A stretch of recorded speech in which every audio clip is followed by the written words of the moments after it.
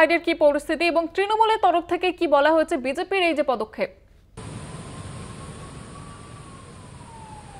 দেখো, আজ সকাল থেকেই কিন্তু বিধানসভা উত্তপ্ত ছিল, কিন্তু ভারতীয় জনতা পার্টির বিরোধী দলনেতা শুভেন্দু অধিকারী বিধানসভা অচল করে দেবেন বলে গতকাল হুমকি দিয়েছিলেন, কিন্তু শত চেষ্টা করে বিধানসভাকে তিনি অচল করতে পারেননি।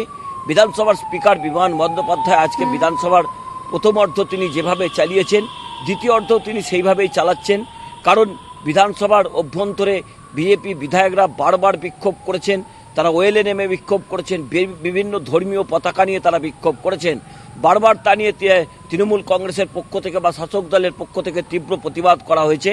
কারণ যত সময় গড়াচ্ছে ততই কিন্তু এই মহেশতলার ঘটনার বিস্ফোরক ছবি আসছে।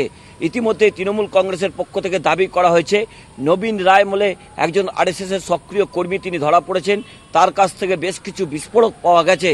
তা নিয়েই কিন্তু রাজ্য রাজনীতি যেমন তোলপাড় হচ্ছে, তেমনি গতকাল থেকে বিজেপি বিধায়করা যে বিক্ষোভ করছিলেন এবং যে কথা বলছিলেন বা বিজেপির একাধিক নেতৃত্ব যেভাবে একটা ধর্মীয় বক্তব্য রাখছিলেন, সেই জায়গাতেই কিন্তু আজকে বিজেপি বিধায়করা বারবার বিধানসভাকে অচল করার চেষ্টা করেছিলেন, কিন্তু তারা অচল করতে পারেননি। তারপরেই তারা বাধ্য হয়ে বিধানসভা থেকে ওয়াকআউট করেন এবং ওয়াকআউট করে এই মুহূর্তে তারা রাজভবনে গেছেন এবং রাজ্যপালের সঙ্গে তারা কথা বলছেন।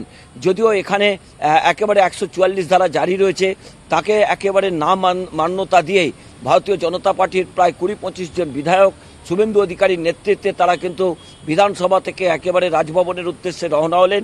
এবং সেখানে যে এই বিস্ফোরক তথ্য সামনে আসছে যে এই ঘটনার সঙ্গে একজন আরএসএসের সক্রিয় কর্মী জড়িয়ে রয়েছে, তাতেই কিন্তু ভারতীয় জনতা পার্টির পক্ষ থেকে অগ্নিমিত্রা পাল আমতা করে তিনি যে বক্তব্য রেখেছেন, পুলিশ নাকি পরিকল্পিতভাবে এই ঘটনা ঘটিয়েছে।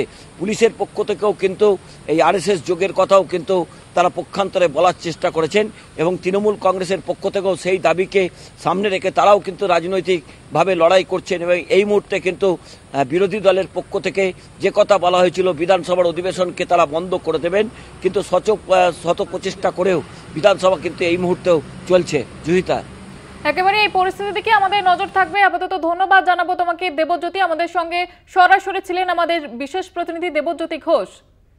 বিধানসভায় বিজেপি বিধায়কদের বিক্ষোভ এবং তারপরে ওয়াকআউট, রাজভবনে পৌঁছে যান বিজেপি বিধায়করা।